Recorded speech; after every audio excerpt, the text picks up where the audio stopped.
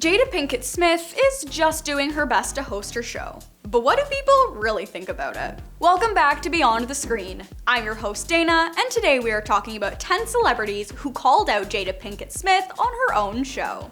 At number 10, we have Snoop Dogg. The reason he was invited onto the show was actually because Jada wanted to have a conversation with him about his previous actions. When Kobe Bryant passed away in the accident, Gayle King had a lot to say about it. She had mentioned a court case that he had been a part of decades ago, before he married his wife and before he became famous. So Snoop Dogg, being the down-to-earth and honest person he is, gave Gayle a piece of his mind because her comments were highly unprofessional and unnecessary as well. So Jada, in retaliation, had him on the show. And she said that when he was insulting Gayle, she felt like she was being personally attacked by his comments, even though it had nothing to do with her. Jada claimed that by calling Gayle names and saying she needed to watch herself, Jada thought that meant Snoop was stripping her power away from her as a woman, and away from her mother and her daughter. As a woman, she felt demeaned.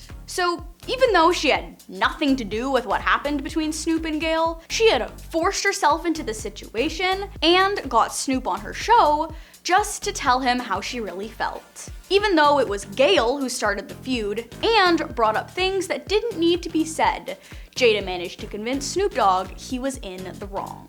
At number 9, we have Sandra Bullock. She was a guest star on the show and had actually opened up about her 2 children and her partner. She admitted that her partner didn't have to do with the adoption of her daughter, but is still very supportive of all of them. She talked about how she tries to keep her children out of the spotlight because she doesn't want to scar them for the rest of their lives, considering her son was already uncomfortable with the thought of fame. Something she mentioned was that she wished her and her adopted daughter's skin was the same shade as hers because it would make them look more approachable. Considering the podcast is hosted by mothers and daughters, it makes sense to open up about that kind of thing about them. But the way she phrased that comment raised some eyebrows. At number 8, we have Tiffany Haddish. She has received backlash from many different things, from getting snippy with interviewers to continuously trying to take photos with Shakira. So when she was on Red Table Talks, it got real, and they got into the discussion of hair, since Tiffany Haddish has begun shaving her head as well. She claimed that she had really started to fall in love with herself again because she could properly see her features. And to boost her own ego, she said that God did a good job putting her together. She had self-confidence issues because the past few guys she had been with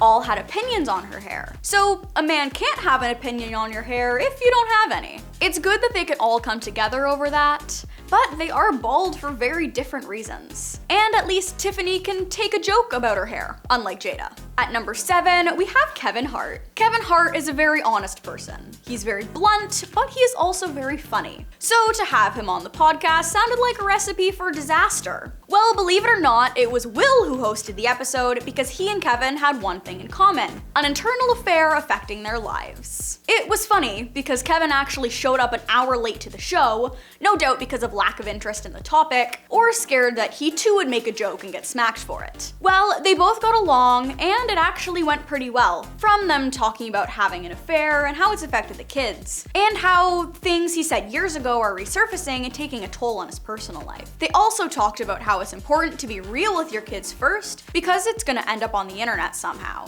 Then everyone will know, including them. That seemed to be the downfall for both of them. At number 6, we have Paris Jackson. She is actually one of Willow's friends who agreed to be on the show. They share some things in common, like both being daughters of famous musical artists or actors, and Paris being Michael Jackson's daughter and all. They also share a common list of mental illnesses, struggling to find who they are because they were forced to live in their parents' shadow, their relationship preference, you know, just girly things. The entire episode was them talking about how awful it was to have famous parents. Paris talked about how she has severe paranoia because she hears paparazzi clicks when there's no one there, and how it caused severe depression. The entire thing gets into their first world problems and how mentally damaging it was. We know they're both Nepo babies, which is why they get along so well. They both find they struggle with mental illnesses brought upon them by their parents, considering Paris is the ungrateful daughter of the incredible Michael Jackson. No one can control what you're born into, but with lavish lifestyles like theirs, neither of them are really in a place to complain about anything. Unless it's, of course, how terrible it is to have famous parents. At number 5, we have Matthew McConaughey. Jada set up a Zoom meeting between him and one of his coworkers from 35 years ago. In his memoir, Green Lights, he had talked about a woman he worked with named Tammy, who he claimed opened his eyes to new cultures. He described her as black and beautiful as midnight, and a rock star waitress who had men, including him, thinking they really had a chance when she only did it so they'd tip more. Jada tracked her down and invited her to the Zoom meeting, and he was actually pretty ecstatic. It was a very sweet gesture, and they actually both seemed to have a great time with it. At number 4, we have Demi Moore. Jada invited her onto the talk show with her daughters to talk about generational trauma, which is a very hefty topic, especially coming from a parent who was sleeping with her son's friend. Demi got into how her mother's mental and physical impact was objectively passed down to her daughters because it's what she's known and what she grew up with. Jada admitted they are in the process of healing from generational trauma as well, so she called out her own mother on the podcast,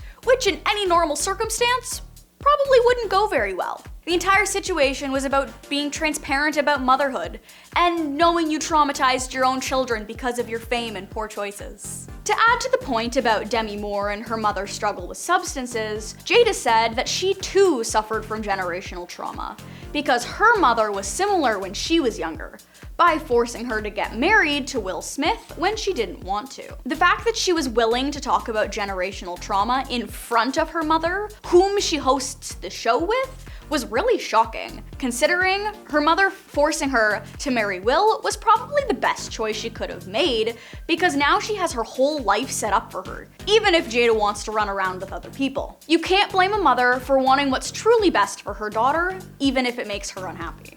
At number 3, we have Keanu Reeves. Somehow, they managed to have 100 episodes, and for the 100th, they had Keanu Reeves and Carrie-Anne Moss on the show. Well, in the interview, he's barely mentioned. He's just there to be there, because it was like a mini cast reunion. In the reviews of the episode, it's all about Carrie-Anne Moss and Priyanka Chopra, but Keanu isn't even mentioned once in the summary of the episode. It seems like he was invited as filler, just so Jada can get the views she's desperate for. At number 2, we have Gwyneth Paltrow.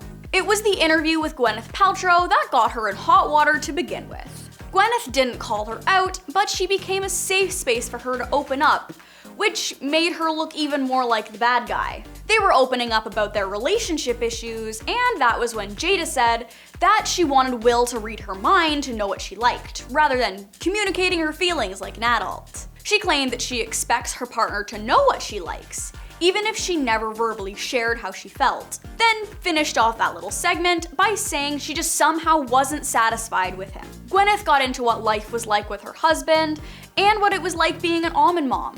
One way or another, we all feel bad for their kids. And last but not least, at number 1, we have Facebook. This one is kind of a stretch, because the situation is still unfolding. Apparently, Facebook has canceled Red Table Talks on Facebook original videos because they're gonna shut it down altogether. They're following the path that Google made by focusing more on user-generated content instead of celebrity-related content, because there are many other platforms for that. They have bigger and better plans for Facebook instead of Red Table Talks. So Jada claimed the channel is still looking for a new home. Overall, it may be best for the show to be put on hold until they find a new platform for it. At the end of the day, there is a lot that can be said about Jada Pinkett Smith. From admitting Will disappoints her because she's unable to communicate with him, to her getting with her son's friend because of that. Or the fact that she tried to insert herself into many situations that had nothing to do with her. No matter what you think of her, you can't deny the fact that she just isn't a great person, no matter what angle you're looking from.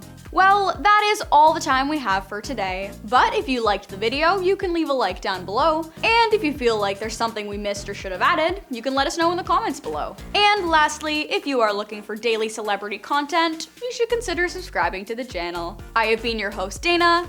This has been Beyond the Screen, and thank you so much for watching.